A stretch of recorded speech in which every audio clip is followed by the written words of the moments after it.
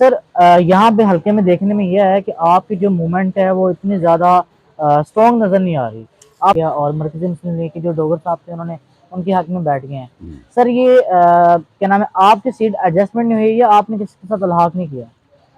कि हमारे पास वसाइल इतने नहीं हैं जितने उन लोगों के पास हैं जो एमपी और एमएनए। जी जी किस तरह उन्होंने दौलत इकट्ठी की, हमें इससे तो गर्ज नहीं है, लेकिन बहरहाल उनके पास दौलत ज़्यादा, हमारे पास वसाइल कम है। सही। जी बिस्मिल्लाहिर्रहमानिर्रहीम, देखने वाले तमाम व्यूअर्स को अस्सलाम वालेकुम।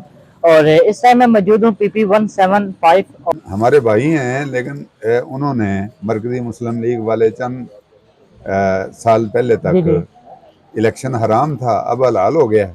तो इस टाइम मेरे साथ मौजूद हैं जनाब प्रोफेसर राव अख्तर साहब, और जो कि यहाँ पर जमात इस्लामी के लिए कैंडिडेट हैं और एमपी के इलेक्शन के लिए यहाँ पर सिलेक्ट हुए हैं।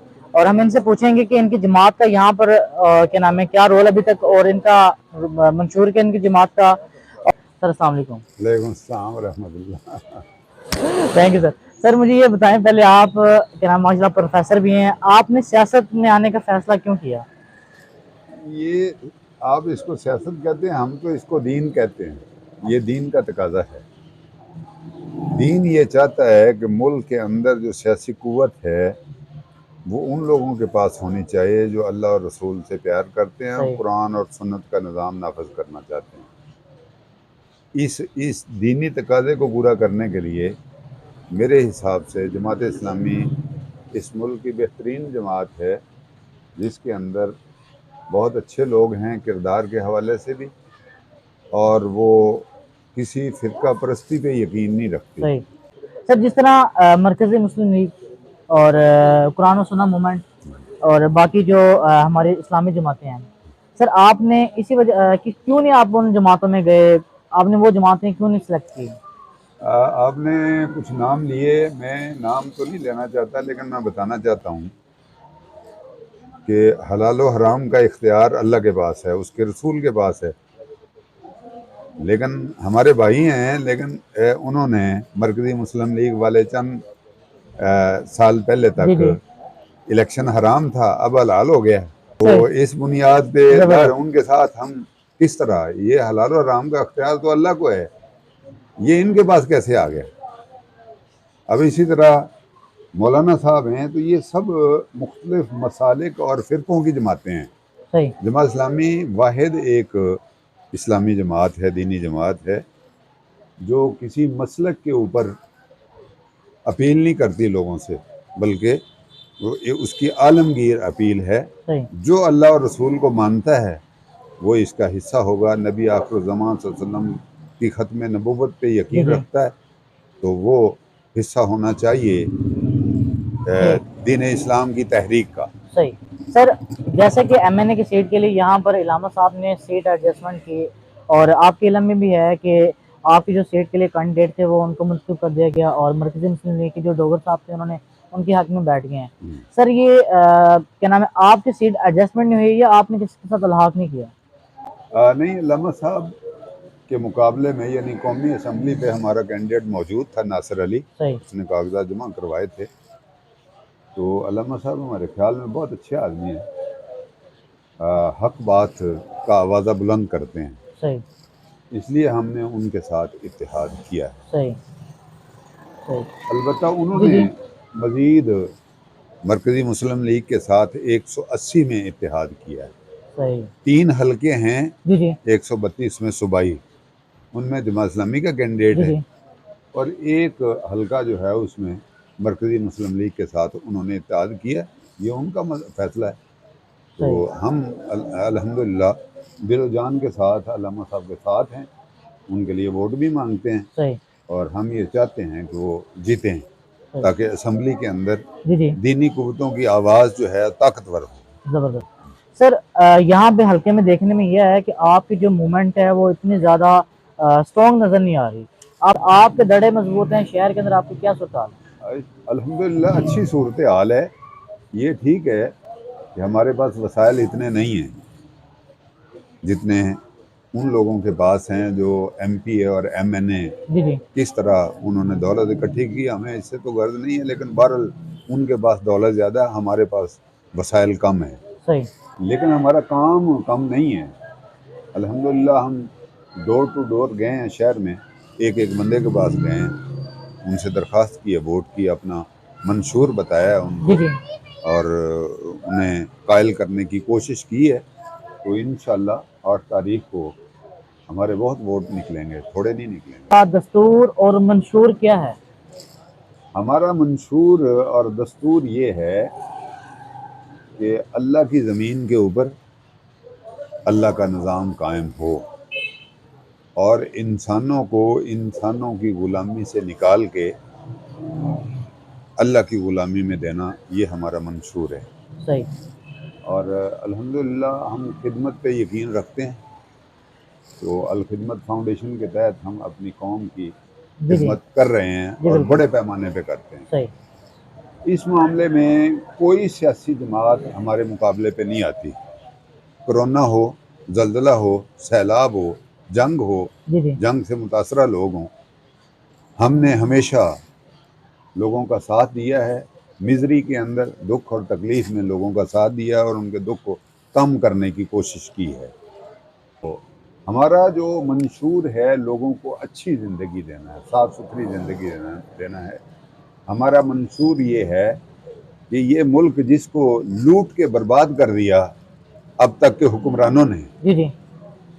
हम ये चाहते हैं कि इसके खजाने भरे हों और लोगों के ऊपर खर्च हो रहे हों। सही। बेहतर तालीम हो, बेहतर सेहत हो, बेहतर सड़कें हों और बेहतर ज़िंदगी हो, साफ़ सही। सुथरी ज़िंदगी हो। अब आप किसी आबादी में चले जाएं तो गंदगी के ढेर आपको नज़र आएंगे। जी। अल्हम्दुलिल्लाह अगर हम आएंगे तो साफ़ सुथरी ज़िंदगी गुजारेंगे लोग, जिसमें रोज़गार होगा, जिसमें सेहत होगी, जिसमें कारोबार खुलेगा, जिसमें लोगों के लिए चांसेस बढ़ेंगे। क्योंकि हमारा मकसद लूट मार नहीं है। अभी सही। तक कोई 300-400 बंदा हमारा एमपीए भी रहा, एमएनए भी रहा, सेनेटर भी रहा, मेयर भी रहे, लेकिन कोई बंदा हमारे किसी बंदे के किरदार के ऊपर उंगली नहीं उठा सकता। सही। हमने कभी कर्जा नहीं लिया और माफ़ नहीं करवाया। हमने कोई नौकरियां नहीं ली और बेची नहीं है। हमने और इस तरह के काम जो है ना, कोई प्लाट लेके जी जी। तो हमारे बंदे ने अपनी दौलत सेल ना बढ़ाई हो, किया हो। सही। सेल ना। हम खिदमत पे यकीन रखते हैं और अगर लोग हमारे ऊपर एतबार करते हैं, हमें वोट देते हैं, तो फिर भी हम खिदमत करेंगे। पर मुसलसल नून लीग यहाँ पर विन करती आई है, एमपीए की सीट हो चाहे एमएनए की। जमात इस्लामी का सर दूर दूर तक निशान नजर नहीं आ रहा, तो इस बार नहीं, उम्मीद है? इस दफ़ा हमने कैंडिडेट हर जगह पे खड़े किए हैं और ट्रेंड बदल चुका है। लोग सवाल करते हैं जी कि जिन लोगों के पास जी 17 रुपये फी यूनिट जी जी। बिजली, उसको 70 रुपये कर दिया, 68 रुपये कर दिया। अब वो लोग कहते हैं कि हम बिजली सस्ती देंगे, मुफ्त में देंगे। वो बिलावल भुट्टो भी तो कह रहा 300 यूनिट में फ्री दूंगा। जी, बिलावल भुट्टो और मौलाना साहब और ये सब पीडीएम है ना, तो ये सूद की शरह भी इन्होंने बढ़ा दी। सही। अब ज़ाहिर है मौलाना दीनी जमात के सरबराह हैं, जी जी। तो उन्हें तो इसमें हिस्सेदार नहीं बनना चाहिए था। तो पीडीएम ने ख़ास तौर पे 16 महीने में, इससे पहले भी, लेकिन पिछले 16 महीने में इंसानी ज़िंदगी को जिस तरह मुश्किल कर दिया है, लोग खुदकुशियाँ कर रहे हैं।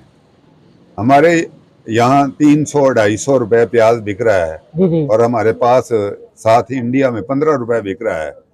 और इसी तरह बाकी मामलात में भी केजरीवाल जो दिल्ली का जी जी। हुक्मरान है, उसने तो काफ़ी अरसा पहले से पानी भी फ्री, गैस भी फ्री, जो निचला तबका है, बिजली भी फ्री, और इसी तरह बसों के अंदर जो ख़वातीन हैं उनको टिकट फ्री, और जो बूढ़े बंदे हैं 60 साल से ऊपर उनको ट्रांसपोर्ट उनके लिए फ्री। उनके लिए ट्रांसपोर्ट फ्री, और फिर उनको स्कॉलरशिप भी देते हैं। जबरदस्त। लेकिन यहाँ तो टैक्सेस की भरमार है जी और लोग जो है ना, यानी रोजगार की सूरत ये है कि 22 में 8.5 लाख नौजवान बाहर गया है प्रोफेशनल, जी जी। ऐसे ही बिल्कुल। ये ब्रेन ड्रेन है। और इसी तरह 23 में 10 लाख से भी ऊपर गया है। तो यहाँ पे चांसेस नहीं है लोगों के लिए, तो भागे जा रहे हैं बाहर, तो पाकिस्तान कैसे तरक्की करेगा? सही ये लम्हे फिक्री है, ये लोगों को अपनी सोच बदलने पे ये चीज मजबूर करती है। सही, यानी और कि आप कहते हैं अल्हम्दुलिल्लाह, कि इसी बुनियाद पे आपको इनके वोट मिलेंगे। जी इंशाल्लाह इंशाल्लाह। इस बार कह रहे हैं, दावेदार हैं सारे कि यहाँ यूनिवर्सिटी बना देंगे, स्टेडियम बना देंगे और बहुत कुछ करेंगे। सर आप दावा करेंगे या काम करके दिखाएंगे फिर यहाँ विन हो भाई गए? झूठे दावे जो है ना, वो तो पहले भी ये करते रहे हैं, हम नहीं करते। लेकिन एक बात जो है ना यकीनी है कि हम इंशाल्लाह तालीम को अच्छा करेंगे, सेहत को अच्छा करेंगे, बच्चों के लिए, नौजवानों के लिए ग्राउंड आबाद करेंगे। सही। और जो भी शहर की मुश्किलात हैं, ये बाकी सारी बातें करते रहते हैं। कभी किसी ने गौर किया है कि इस शहर के अंदर सफाई का क्या आलम है? ये इक़्तिदार में रहे हैं, जी। इसके ऊपर क्या लगता है? जबरदस्त। एमएनए और एमपी उन्होंने क्या किया है लोगों के मसाइल के हवाले से? मैं इनसे पूछता हूँ कि क्या साफ सुथरी जिंदगी जो है उसके लिए कितना खर्चा दरकार है, जबरदस्त। इसकी बात ही नहीं करते। यहाँ पर विन नहीं करते। और इसे जमात के साथ आप हमेशा के लिए ताल्लुक बरकरार रखेंगे या इन्हें छोड़ देंगे? जी हमारा ताल्लुक तो पहले भी हमारा बरकरार है, खिदमत में हम कोई कमी नहीं छोड़ते। ये आपके इल्म में है कि सदीका शफी अल जी जी। खिदमत हॉस्पिटल जमात इस्लामी चला रही है। इसके अलावा तकरीबन 5 सिलाई स्कूल हैं बच्चियों के लिए जो फ्री ऑफ कॉस्ट चलते हैं। सही। उनके अंदर बच्चियों को तालीम दी जाती है, सिलाई जी कढ़ाई जी, सिलाई सिखाई सेंटर भी जाती है। है, जी जी। सिलाई सेंटर। और जब बच्ची सीख जाती है तो फिर उसको एक मशीन तोहफे के तौर पे देते हैं कि लो जी। बेटा जाओ और अपना कमाई भी करो और घर भी चलाओ। जबरदस्त। इसी तरह एक स्कूल यहाँ अल खिदमत के तहत चल रहा है, उसमें तकरीबन 90 के करीब बच्चे हैं जो फ्री ऑफ कॉस्ट पढ़ रहे हैं।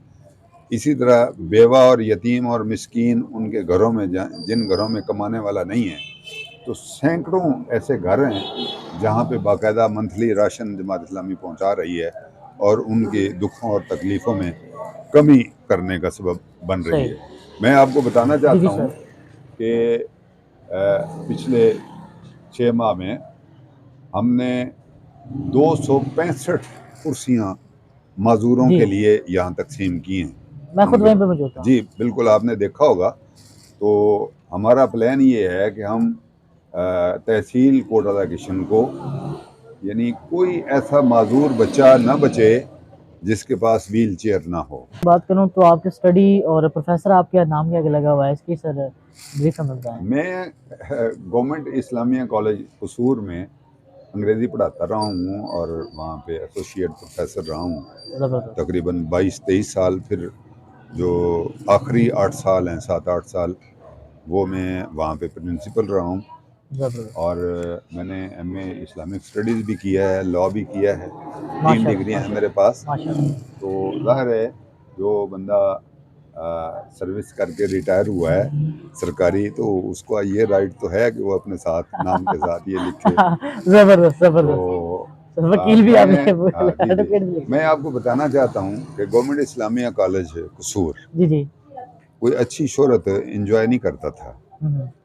तो मैं अल्हम्दुलिल्लाह वहाँ प्रिंसिपल बना। तो उसके बाद उसमें ड्रास्टिक चेंजेस आई। माशाल्लाह। कभी उसकी तादाद 1500 से नहीं बढ़ी थी। मैं जब रिटायर हुआ हूँ तो वहाँ पे 5500 तादाद थी। ग्रेट। वालिदैन का एतमाद बहाल हुआ। जबरदस्त। और सिर्फ यही नहीं है, बल्कि मैं बताना चाहता हूँ कि वहाँ हमारे कॉलेज में मेरे ज़ेरे सरकर्दगी 600 बच्चियाँ भी पढ़ती रही हैं माशाल्लाह बॉयज़ माशाल्लाह कॉलेज में, माशाल्लाह माशाल्लाह। और कभी कोई अनटवर्ड जबरदस्त। इंसिडेंट नहीं हुआ। वो मेरे ही एतमाद पे लोग अपनी बेटियों को वहाँ छोड़ के वेल। जाते थे। और उस कॉलेज में से 2, 4, 5 डॉक्टर हर साल बनते थे, दर्जनों के हिसाब से इंजीनियर बनते थे, जबरदस्त। वकला और फौजी अफसर और पुलिस अफसर बन के उस अदारे को हमने बहुत अच्छा कर दिया है। वेल।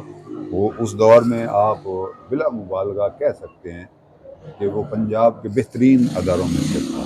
आपको लगता है कि आपकी सियासी पार्टी और बाकी जो पार्टीज हैं इनमें सर इस्तेकाम आएगा या नहीं आएगा?